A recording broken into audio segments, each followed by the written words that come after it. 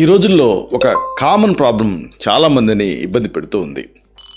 ఊపిరి సలపని ఆయాసపు ఉచ్చు. ఇలాంటి ఈ ఎలర్జీ బ్రాంకైటిస్ తోటి మీరు బాధపడుతుంటే ఏం చేయాలో ఈ వీడియోలో మనం తెలుసుకుందాం. మిత్రులారా నమస్కారం, నేను మీ డాక్టర్ చిరుమామిళ్ళ మురళీ మనోహర్. ఈ వీడియోలో చాలా ముఖ్యమైన విషయాన్ని మనం తెలుసుకోబోతున్నాం. చాలామందికి ఊపిరి సలపని ఆయాసపు ఉచ్చు బీసుకుంటూ ఉంటుంది, ఛాతిని ఒడిచిపట్టుకున్నట్టుగా ఇబ్బంది పడుతూ ఉంటారు. ఇలాంటి ఈ అలర్జీ లేదా ఎలర్జిక్ బ్రాంకైటిస్ తోటి మీరు ఇబ్బంది పడుతూ ఉంటే ఏం చేయాలి అనేది తెలుసుకుందాం. చాలామంది ఏదో దీనికి సంబంధించి చిట్కాలని ఆశిస్తుంటారు, కానీ ఇదొక ప్రాబ్లం. కాబట్టి ప్రాబ్లంని ముళ్ళుతో తీయాలన్నట్టుగా దీన్ని కొద్దిగా వెనక్కి వెళ్ళి దీన్ని మొత్తం సమగ్రమైనటువంటి కారణాలని మనం తెలుసుకొని అప్పుడు ట్రీట్మెంట్ తీసుకుంటే ఈ సమస్య నుంచి మీరు బయటపడతారు. ఈ ఎలర్జీ లేదా అలర్జిక్ బ్రాంకైటిస్, దీని లక్షణాలు అలాగే దీని నివారణ, సమగ్రమైనటువంటి వివరాలు తెలుసుకోవడం అనేది చాలా అవసరం. కొంతమందికి వర్షాకాలంలో అలాగే అగరబత్తులు పొగ పీల్చుతున్నప్పుడు, ఇంట్లో ఆ బూజులు ఉంటాయి కదా, వీటిని దులిపేటప్పుడు, అలాగే కొన్ని ఆహారాలు, ఉదాహరణకు కొబ్బరి కానీ, బెండకాయ కానీ, వేరుశనగ పల్లీలు కానీ, ఇలాంటి కొన్ని ఆహారాలు తింటున్నప్పుడు దగ్గు, ఆయాసం, అలాగే ఊపిరి ఆడకపోవటం, ఇలాంటి లక్షణాలు తీవ్రంగా కనిపిస్తూ ఇబ్బంది పెడుతూ ఉంటాయి. కొంతమంది మామూలుగా డాక్టర్ సలహాతోటి ఈ నెబులైజర్లు ఇలాంటివి కూడా వాడుతూ ఉంటారు. ఇలాంటి పరిస్థితి కూడా ఎదురవుతూ ఉంటుంది తాత్కాలికంగా. ఇవన్నీ ఎలర్జిక్ బ్రాంకైటిస్ అంటే శ్వాసనాళాల వాపు లక్షణాల కింద ఉంటాయి. ఈ సమస్య వంశపారపర్యంగా కూడా వస్తూ ఉండేటువంటి అవకాశం ఉంది. లేదా మీ శరీర తత్వం అంటే ప్రకృతి, దీంట్లో ఈ కఫదోషం, వాతదోషం ఎక్కువగా ఉన్న సందర్భాల్లో కూడా ఇలా జరుగుతూ ఉంటుంది. కఫం ఊపిరితిత్తులలో అంటే పుప్పుసాలు అంటారు, అలాగే శ్వాసనాళాలు అంటే బ్రాంకైలో చేరి శ్వాస మార్గాన్ని అడ్డుకుంటుంది. దీనికి ఆయుర్వేద పరిష్కారం ఏమిటి, శాస్త్రీయంగా దీన్ని ఎలా అర్థం చేసుకోవాలి, అలాగే ఎలా దీన్ని ప్రివెంట్ చేయాలి, ఈ మొత్తం వివరాలని మనం తెలుసుకుందాం.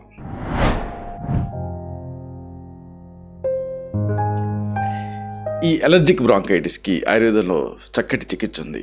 ఔషధ సేవనాలు, అలాగే ఉపశమనం, ఇదంతా తెలుసుకుందాం. ఆయుర్వేదం ప్రకారంగా ఈ లక్షణాలు కఫవాత ప్రకోపం వల్ల వచ్చేటువంటి తమ్మక శ్వాస అంటే అలర్జిక్ ఆస్మా కింద మనం అనుకోవచ్చు. ఈ సమస్య రావడానికి కారణం మన రోగ నిరోధక వ్యవస్థ అంటే ప్రతిరక్షక వ్యవస్థ, అలాగే ధూళి అంటే డస్ట్ మైట్స్, పుప్పొడి అంటే పోలెను, ఇంకా పొగ, కొన్ని ఆహార పదార్థాలు, ఇలాంటివి హానికరాల కింద, అపత్యాల కింద గుర్తించి వాటికి వ్యతిరేకంగా మీరు స్పందించాలి. శాస్త్రీయంగా చెప్పాలంటే ఈ ప్రతిస్పందన కారణంగా శ్వాసనాళాల గోడలు ఉబ్బిపోయి ఆ లోపల కఫం అంటే శ్లేష్మం ఉత్పత్తి అయ్యి హిస్టమిన్ అనేటటువంటి ఒక రసాయనం విడుదలవుతుంది. దీనివల్లనే దగ్గు, ఆయాసం వస్తాయి. అయితే మరి దీనికి ప్రివెన్షన్ ఏమిటి, లేదా దీన్ని ఎలా తగ్గించుకోవాలి అంటే ఒక చక్కటి ఔషధం ఉంది, దీన్ని మీరు వాడుకోవచ్చు. లక్ష్మీ విలాస్ రస్, ఈ గుళికల్ని 3 పూట్ల కూడా ఆహారం తీసుకున్న తర్వాత ఒక్కొక్కటి పూటకు ఒక్కొక్కటి చొప్పున వాడుతూ ఉండాలి. దీనికి అనుపానంగా అంటే సహాయక ద్రవ్యం కింద దశమూల కటుత్రయ కషాయం, దీన్ని ఒక 20 మిల్లీలీటర్ల మోతాదుగా మందుకి సమంగా నీళ్ళని కలుపుకొని తాగాలి. ఈ ఔషధాన్ని కనీసం ఒక 2 నెలలు వాడాలి. దీన్ని మరొకసారి చూద్దాం. లక్ష్మీ విలాస్ రస్ మాత్రలు, ఇవి మీకు ఆయుర్వేద మందుల షాప్లో దొరుకుతాయి. 3 పూట్ల కూడా ఫుడ్ తీసుకున్న తర్వాత పూటకి ఒక్కొక్కటి చొప్పున వేసుకుంటూ ఉండాలి. దీనికి వెహికల్ కింద అంటే అనుపానం కింద అంటే సహాయక ద్రవ్యం కింద దశమూల కటుత్రయ కషాయం, ఇది మీకు కషాయ రూపంలో దొరుకుతుంది, లేదా దీన్ని కచ్చా పచ్చాగా దంచినటువంటి ఒక టీ పొడిలాగా కూడా దొరుకుతుంది. దీన్ని తెచ్చి నీళ్ళకు వేసి మరిగించి కషాయం తయారు చేసుకోవాలి. దీన్ని 20 మిల్లీలీటర్ల మందుకి సమానంగా నీళ్ళని కలుపుకొని గోరువెచ్చని నీళ్ళైతే మంచిది తాగుతూ ఉండాలి. ఈ ఔషధాన్ని కనీసం ఒక 2 నెలల పాటు తప్పకుండా వాడాలి. దీంతో మంచి రిలీఫ్ వస్తుంది. ఆయుర్వేదంలో ఈ లక్ష్మీ విలాస్ రస్, ఇవి రసౌషధాలు త్రిదోషాలపైన పనిచేస్తూ ముఖ్యంగా కఫాన్ని కరిగించి శ్వాసనాళాలో ఉండేటువంటి వాపును తగ్గిస్తాయి.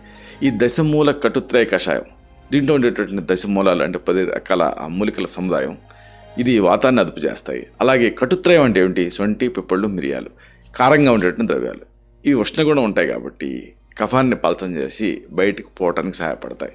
ఇది జీర్ణశక్తిని, జీర్ణక్రియని మెరుగుపరుస్తుంది.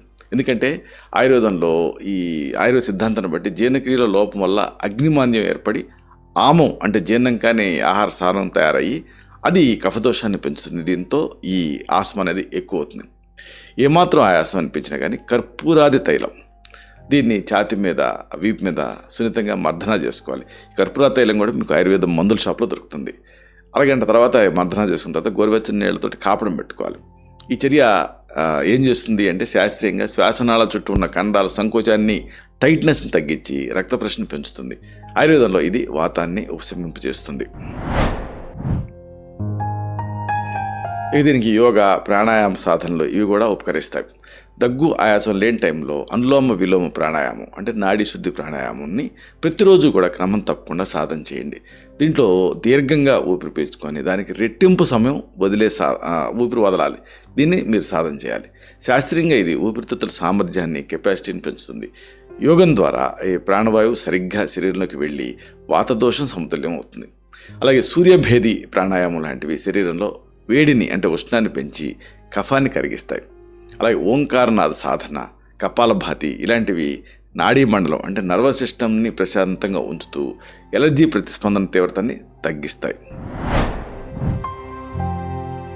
ఇక దీనికి డెఫినెట్గా మీరు పాటించాల్సినటువంటి ఆహార నియమాలు కూడా ఉంటాయి.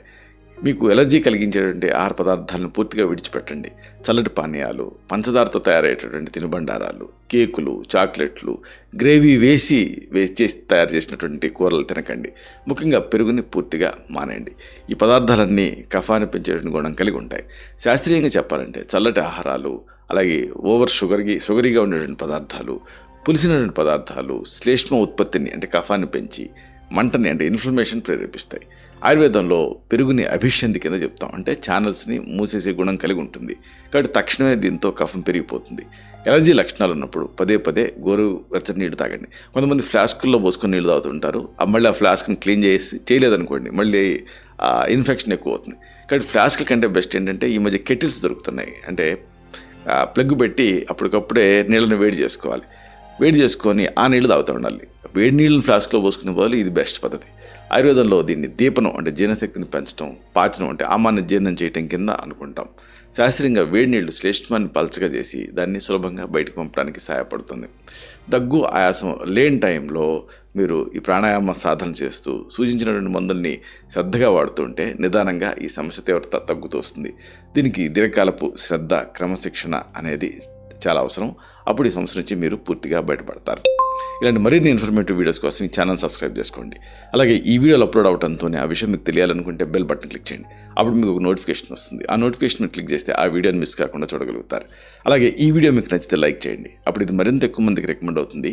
ఈ వీడియో తలకు పర్పస్ సర్వ్ అవుతుంది. అంటే అందరికీ ఆరోగ్యం అన్న మన అభిలాష, మన ఆకాంక్ష నెరవేరుతాయి. శతం జీవ శరదో వర్ధమానః, శతం హేమంతాన్ శతం వసంతాన్. 100 శరత్తులు, 100 హేమంతాలు, 100 వసంతాలు వర్ధిల్లుతూ జీవించండి. Stay healthy, stay happy, be positive, keep smiling. Love you all. శుభం.